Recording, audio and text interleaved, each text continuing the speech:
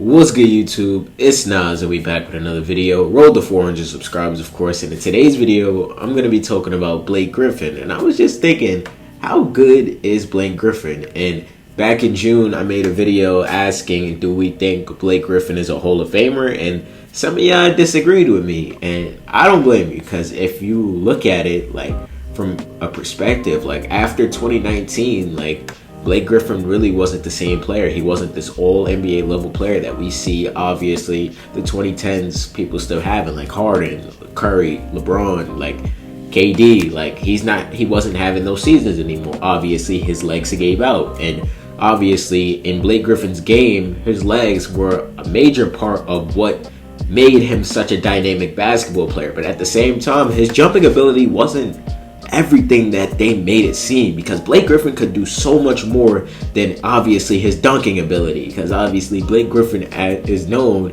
as a player that dunks on you, that posterizes you, that puts you in the rim.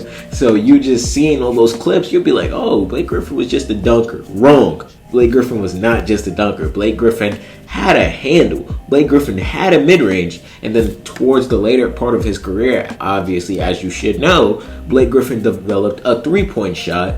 And he developed the three, which made his game so much expandable. Because I feel like his Detroit Pistons season was his best season in the NBA. Even though that's saying a lot, because his Clippers years, he was playing with the likes of Chris Paul. He was playing with DeAndre Jordan, those Lob City teams, which I feel like they should have won it all. They had the potential to win it all. And bad luck just went their way, and they didn't do it. And that will be a staple on Blake Griffin's career. Injury luck. Because if I'm not mistaken, he was playing through an injury with Detroit. Like, I feel like that was the thing that really slowed down and really marked pretty much basically the end of Blake Griffin's career, basically, because he was never the same player after playing through that injury with Detroit. Even when he came back with Detroit, he didn't look the same. Like, he looked like he was unmotivated. He went to the Nets and he wasn't that same superstar that we saw in 2019. Obviously, that was 2 years ago, before COVID. But obviously, I just think that Blake Griffin should be remembered as more than a dunker. And I'm going to go through his stats, because usually when we see dunkers, like, the only dunker I would say that obviously proved that they were more than just a dunker, they was a scorer, was Vince Carter. And I feel like Blake Griffin could be that same aspect when we talk about scoring, not the longevity, blah, blah, blah. But scoring, Blake Griffin was one of those niggas. And Blake Griffin, well, I don't gotta say too much. I already just been glazed for the last 3 minutes. But in his first season, his rookie of the year season, he missed his technically first season because he was out. He tore something. He tore something in his first season. Anyway, he came back. He averaged 22.5 points per game and 12 rebounds. He was about to be the first All-Star since Yao Ming, if I'm not mistaken. If he did make this All-Star team, I can't remember. Yeah, he did make this All-Star team. Wow. But he made an All-Star team as a rookie, damn. In the 2011-2012 season, his second season in the NBA, he averaged 20.5 points per game, 11 rebounds, and basically 3 assists. In his third season, in the 2012-2013 season, he averaged 18 points, 8 rebounds, and 9.5 assists. Again, this was the seasons where he began to start playing with Chris Paul, and we all know how that duo would end up. Like, they would be one of the best exciting duos, and not even just duos. Like, the whole team, it's crazy how I remember their whole 6-man lineup. I remember fucking Chris Paul, JJ Redick, Matt Barnes, Blake Griffin, and fucking DeAndre Jordan. Like, that team was just so revolutionary to the NBA. I feel like when you look at highlight plays, when you look at obviously these players going on House of Highlights, Bleacher Report, like, I feel like, imagine that team in 2025. Like, shit would get crazy. And this next season, the 2013-2014 season, Blake averaged 24 points, 9.5 rebounds, and 4 assists. And Blake Griffin was more than a scorer too. He had some playmaking in his game. Like I said, like, Blake Griffin had a bag. It's not like he wasn't one of these bagless niggas that just want to go to the rim, just layup, crafty dunk, that's it. Blake Griffin had flashiness besides the dunking. And I'm pretty sure, hopefully, there's some of his crossovers in this shit. I'm probably going to show Detroit Blake. I'm not going to show athletic Blake. Well, even though he was athletic on the Pistons still. But injuries will start to ridicule him.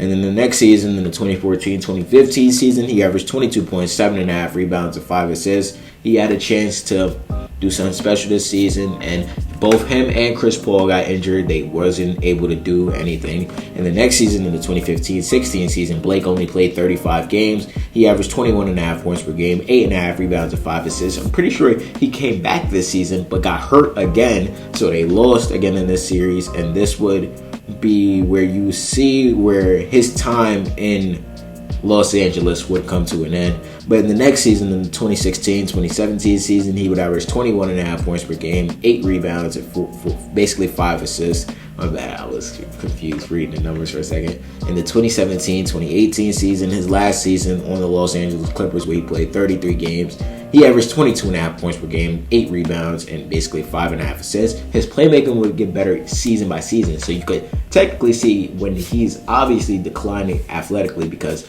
obviously the injuries to his knees, he would still be becoming a still impactful player in the NBA, which not a lot of athletic people do. Like usually when you're athletic and you lose some of your knees or lose some of your bounce, like you become an elite jump shooter. You try to improve your jump shot. Like we seen Gerald Green, we seen Vince Carter, we seen Aaron Gordon, basically. We seen Zach LaVine. Like all of these high flying dunkers that we look at to be one of the best dunkers of all time. Like you see it being you see them transforming their game into someone that they weren't before. Because look back at Minnesota Zach LaVine, and then look at obviously Sacramento Kings Zach LaVine. You see a major difference.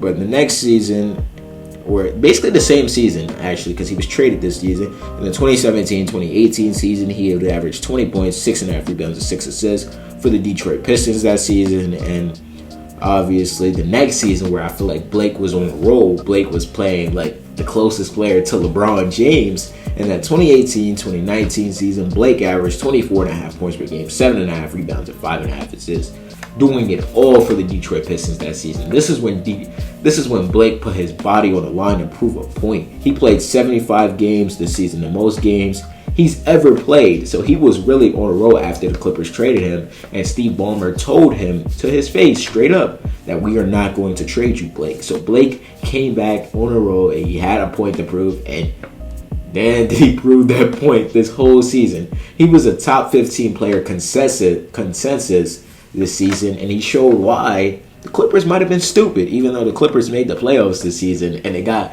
one game out of the Warriors, which was an accomplishment for them because that team wasn't even supposed to be in the playoffs, and we all know the next season it would get PG and Kawhi, and look how that would turn out to them.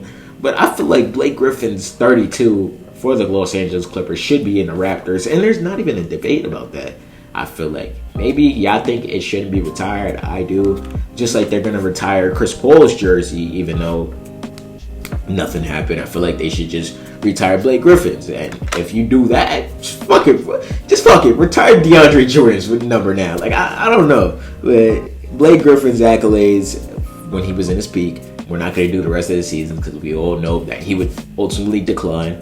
The next, he would be a 6-time All-Star, a 3-time All-NBA second-team selection, a 2-time All-NBA third-team selection. He was the Rookie of the Year in 2011, All-Rookie First Team in 2011, NBA Dunk Champion in 2011. So, obviously, Blake Griffin has a Hall of Fame level of accolades, but will he make it? I don't know. Y'all told me no. I think so, but I don't know. I just felt like making a Blake Griffin video. Let me know how y'all feel about Blake Griffin down below. Do y'all still think he's not a Hall of Famer? Do y'all think he is?